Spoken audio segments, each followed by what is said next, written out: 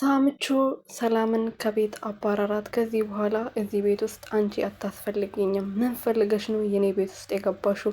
ለምንድን ነው ህይወቴን እየበጠበጥሽ ያለሽው? ከአባቴ ጋር ያለሽው ግንኙነት ምንድን ነው? ከዚህ በኋላ እዚህ ቤት ውስጥ ከነገ ጀምሮ ላይሽ አልፈልግም ብሎ አባሯታል። ሰላም ሰላም ቤተሰቦች እንዴት ናችሁልኝ? እኔ ያለው ፈጣሪ የተመሰገነው። በያላችሁበት ሰላማችሁ ብዝት ትርፍርፍ ይበልልኝ። ሀሴት ክፍል 9 ተለቋል። ክፍል 9 ላይ እንግዲህ ሳሚ እንግዲህ ደብዳቤው ስጽፍ የነበረችዋ ሰላም ስለመሰለችው ከዚህ ቤት ውጪ አልፈለገሽም፣ እንዴት ከአባቴ ጋር እንደዚህ አይነት ነገር ታረጊያለሽ ብሎ ከቤት አባሯታል ማለት ነው። እውነቱን አልተረዳም። ምን እንደተፈጠረ እራሱ አልጠየቃትም ማለት ነው።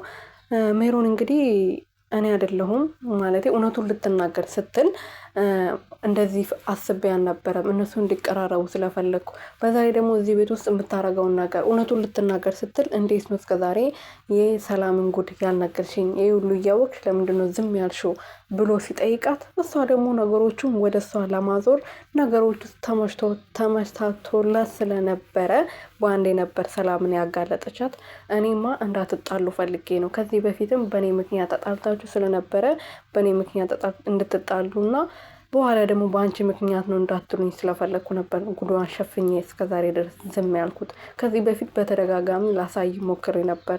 አቶ ግርማ ክላስ ስትገባ በአይንክ አይተክ ነበር፣ ግን ልታምነኝ አልፈለግክም ነበር። ስለዚህ እኔ ደግሞ ከዚህ በላይ እሷን መጥፎነት ወይም ደግሞ የእሷን ባለግነት ከዚህ በላይ ላሳይ አልፈለግኩም። በራስ ጊዜ እንድታይ ፈልጌ ነው ዝም ያልኩት ብላ እንግዲህ ነገሮቿን ወደ ሰላም እንትን ብላለች ማለት ነው። ለአቶ ግርማ ሜዳ እንግዲህ ሳሚ ሁሉም ነገር አውቋል። ስለዚህ ሳሚ መጥቶ ከጠየቀ እውነት ነው ሰላም ነበር ስትጽፍልኝ የነበረችው ደብዳቤ ብለ በግልጽ ንገራቸው። ስለዚህ ከዚህ በኋላ እንደዛ ብለ ከተናገርክ ማንም ሰላምን አይነካብህም። ይሄ የመጣው አዲሱ ልጅ ጆሲም ተብዬ ሳሚም ባለቤቴ ከሰላም ጋር ምንም ግንኙነት አይኖራቸውም። ስለዚህ እንደዚህ ማድረግ አለብህ ብላ ለአቶ ግርማ ከተናገረች በኋላ ሰላምዬ ደግሞ ምን እንደተፈጠረ ለምንድን ነው እነዚህ ሰዎች እንደዚህ የተቀየሩብኝ? በተለይ ሳሚ የእነሱን ባህሪ እሺ ለምጄዋለሁ።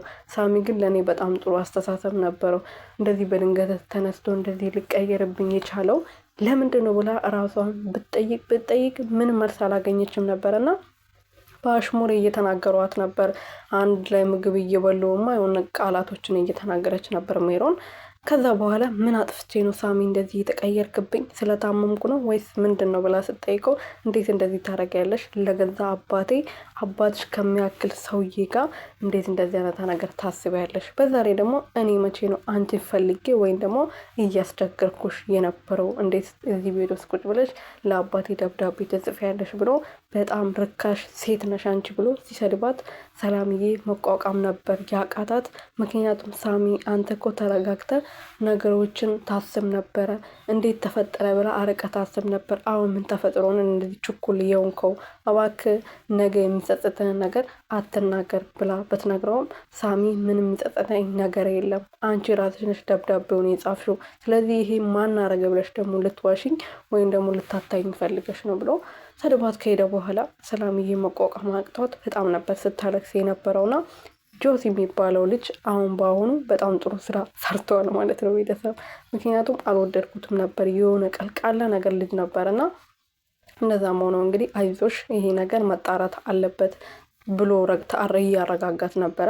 ሳሚ እንግዲህ ለሱም ነግሮታል። እንደዚህ እያረገች ነው ከአባቴ ጋር ደብዳቤ እየጻፈችለት አባቴን ትፈልገዋለች፣ አባቷን ከሚያክል ሰውዬ ጋር ሌላ ግንኙነት ትፈልጋለች ብሎ ለጆሲ ቢናገርም ጆሲ ይሄ ነገሩ ያናደዳል። ግን ነገሮቹን ቀስ ብለን ተረጋግተን ከጀርባ ምን እንዳለ ማጣራት አለብን ብሎ የሚነግረው ሳሚ መረጋጋት አልቻለም ነበርና ድጋሜ ደግሞ ተሰብስበው ሁሉም ባሉበት እንዴት እንደዚህ ታረጊያለሽ?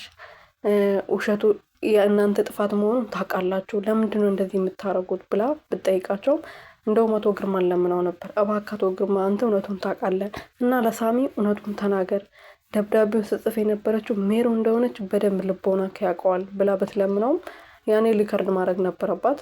ሊከርድ ግን አላረገችም። ሊከርድ አድርጋ ለሳሚ ማሰማት ትችል ነበር። ያው የድራማው ሂደት ስለሆነ ነው እንደዛ ያደረጉት ማለት ነው። እና እኔ ለምን አረግልሻለሁ እንደዛ?